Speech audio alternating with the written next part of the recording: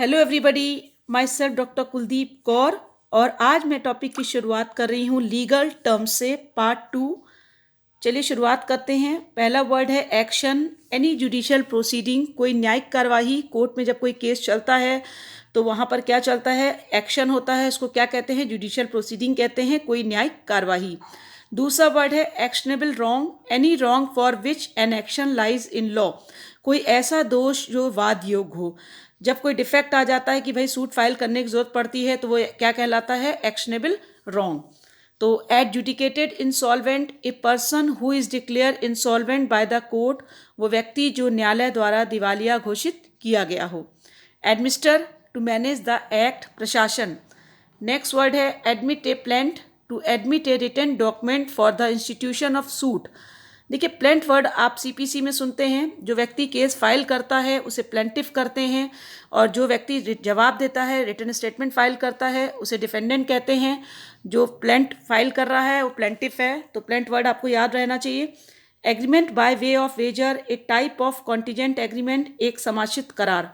तो देखिए, कॉन्टीजेंट का मतलब होता है कोई ऐसा एग्रीमेंट जो किसी घटना पर आधारित हो। जैसे कि आपको याद होगा, कॉन्ट्रैक्ट में आप पढ़ के आते हैं, कॉन्टीजेंट एग्रीमेंट पढ़ के आते हैं कि कोई ऐसी चीज़ जो घटना पर आधारित होती है। नेक्स्ट वर्ड है agreement of indemnity. Any agreement under which one party agrees to save other from any loss, ऐसा कोई करार जिसके अंतर्गत एक पक्षकार दूसरे पक्षकार को क्षति से बचाने के लिए सहमत होता है।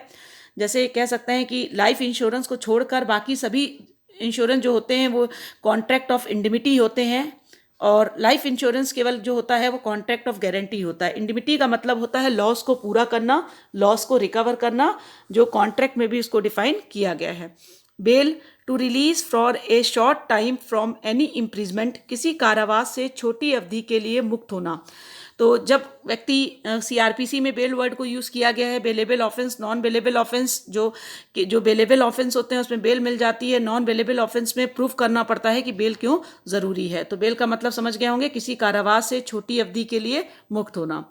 नेक्स्ट वर्ड है bailable offence. An offence from which the accused has a right to bail, वह अपराध जिसमें अभियुक्त जमानत का अधिकार रखता है। तो जैसे ही आप बेलेबल ऑफेंस कोर्ट में कहेंगे, कोर्ट आपको बेल दे देगा। वो ज़्यादा आपसे पूछताछ नहीं करेगा क्योंकि ऑफेंस की कैटेगरी बताई है, बेलेबल और नॉन बेलेबल।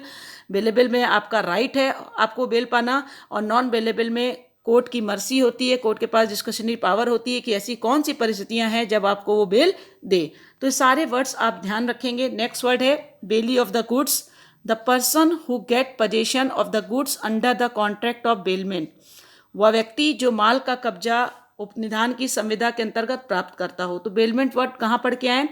कॉन्ट्रैक्ट एक्ट 1872 में सेक्शन 148 में बेलमेंट वर्ड को यूज़ किया गया है कि किसी पर्पस को काम करने के लिए, ऑब्जेक्ट को पूरा करने के लिए जब एक व्यक्ति दूसरे व्यक्ति को अपनी चीज़ें देता है, तो जो व्यक्ति अपनी चीज़ों को देता है वो कौन होता है? बेलर।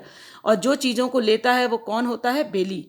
तो यहाँ पर इनमें आपस में कॉन्ट्रैक्ट होता है कि क्या कर रहे हैं हम, अपनी चीज़ें आपको दे रहे हैं। तो ये कॉन्ट्रैक्ट क्या कहलाता है? बेलमेंट का कॉन्ट्रैक्ट कहलाता है उपनिधान का।